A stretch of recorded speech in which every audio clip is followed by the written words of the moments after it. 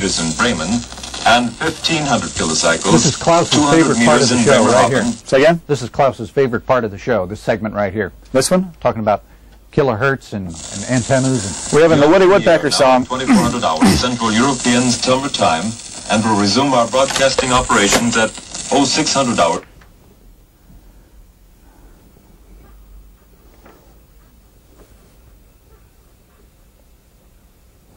Yes, good night and good morning. In the 40s, AFN's morning show was called Reveille Rhythms, and it featured some top hits of the day, George. Here's one I know you remember. Oh,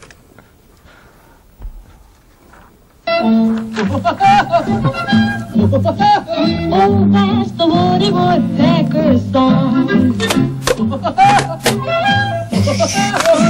So I come back with the next bit, January of 1946. He takes a few holes in a tree to see. Okay, January, you're coming out. Dinah Shore, some more music.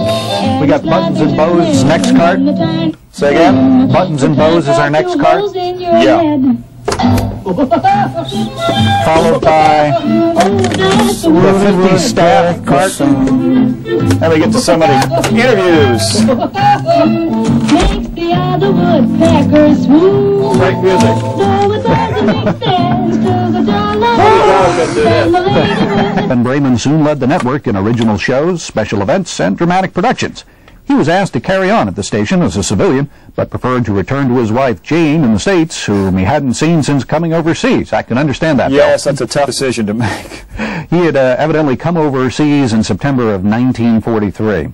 After only 6 months of being on the air, in February 1946, it was announced that AFN Bremen would be closed and go off the air after March 15th of 1946. So this wasn't the first time that AFN Bremen was facing closure. No, after just a few months, 6 months of operation, they were going to close us down. But we outsmarted them. It lasted for 48 years. Well, back then, according to press reports, reaction at first was shock, then anger, and then action. Now, some of the initial action, George, to the announced closing, a WAC sergeant said after all, AFN should stay. Everyone she knew was always talking about the great programs they heard on AFN Bremen. An ordnance sergeant stationed in northern Germany said it would be a great entertainment loss because we just don't get to go out much and AFN is on all the time. And a lieutenant colonel said, quote here, I think AFN Bremen is darn good. His inflection there, darn good. The musical programs are tops in entertainment. The action to the announced closing consisted of spontaneous and widespread petition drives. And when it was all over, about 15,000 had signed various petitions, and AFN Bremen stayed on the air with news, information, and music, like music from Dinah Shore. East is east and west is west. That last note there, a little tough for Dinah.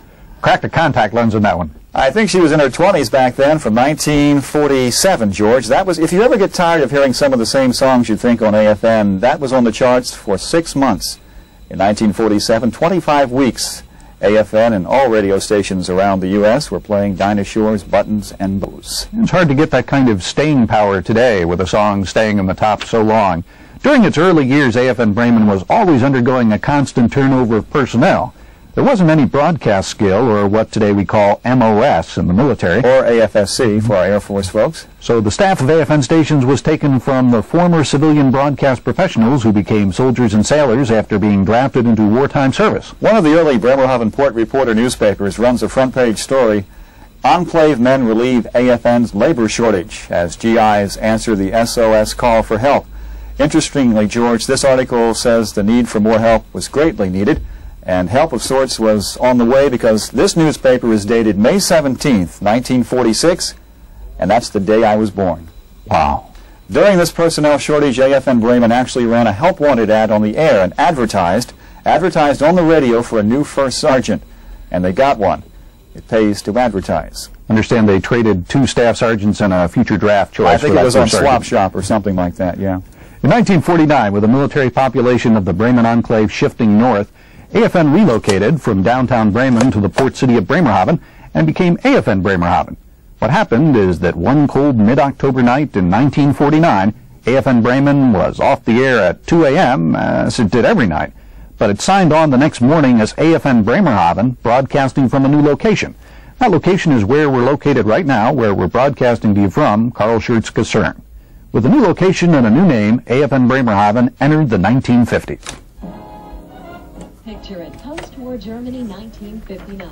It's 7:42 on your AM dial in Bremerhaven and at 5:05 every day. I've got, phonetically, I've got the name of the concern, SHIRTS. Who also happens to be the station commander of the AFN affiliate. Americans stationed in northern Germany are treated to the latest in popular music by this affable disc jockey thanks to a flunking grade in electrical engineering. Lieutenant Ernest started out as an engineering student at Syracuse University. Oh, I got a flunking grade in electrical engineering. In that field, switched to 9:41 Central European Time. That was the 50s in music. And what was going on in the 50s? Here's some of the top events AFN Bremerhaven was keeping its listeners in touch with. Students at the Bremerhaven Elementary School, like kids in America, were all getting Dr. Jonas Salk's polio vaccine. In 1955, the Brooklyn Dodgers are defeating their cross-town rivals, the New York Yankees, to win the World Series.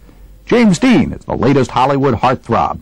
And in the 50s, Elvis Presley and rock and roll ruled the world of music and the airwaves of AFN Bremerhaven. Here's the king, Elvis, with an encore. All shook up. Thank you very much there, George.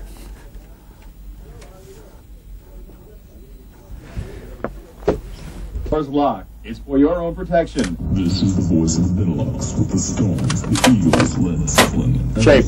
Bad Company, classic rock that kicks. I'm Captain Gordon Martell, station manager at AFN. On your feet, sir! An affiliate of the American Forces Network Europe. On behalf of myself and the crew at AFN Shape, I'd like to take this opportunity to wish a fond farewell to AFN Bremerhaven. You've played a valuable role keeping the American people stationed in Europe informed, as well as being a part of the American Forces Network Europe and the community. So you come back after this. Also in the 50s. Okay. You'll always be a member of the And hot American goods after Forces that. Network Europe family. Farewell and good luck. We're so glad we had this time together, just to have a laugh and sing a song. Seems we just get started. They sing as bad as we do. Comes the time we have to say so long. Bye, Bremerhaven.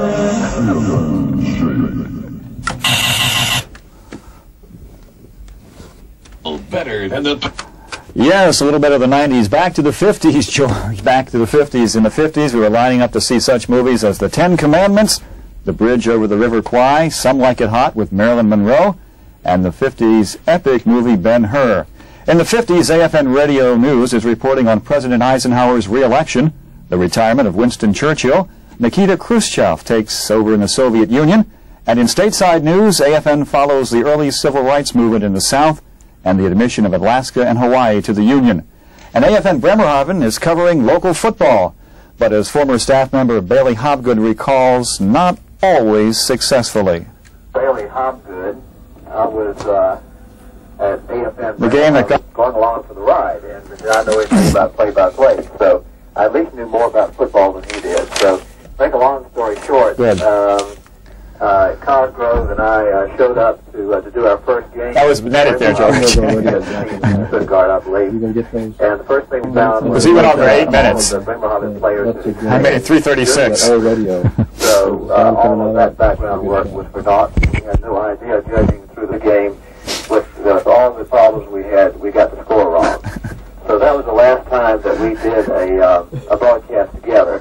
Not only was it a personally satisfying experience at Bremerhaven in my whole time with AFN, but I found it professional. I can hear him. He's at the 30, the 40, the 50, the 60, the 70, the 80. He's covered with blood. In 1956, AFN Bremerhaven marked its 11th anniversary. At that pre-television time, AFN Bremerhaven had a staff of 10 enlisted members, 1 officer, 3 U.S. civilians, and several German employees. In addition to plenty of 50s rock and roll, AFN Bremerhaven was also playing country music. You bet.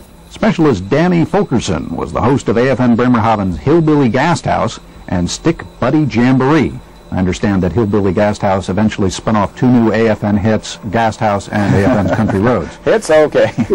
Stick Buddy Jamboree opened this way. Howdy, neighbors. Here we are with 25 minutes of good country and western music on Bremerhaven's own Stick Buddy Jamboree. We've got a lot of your favorite western stars on hand today, so don't you go wander. Here's music from down yonder. And time rewind to the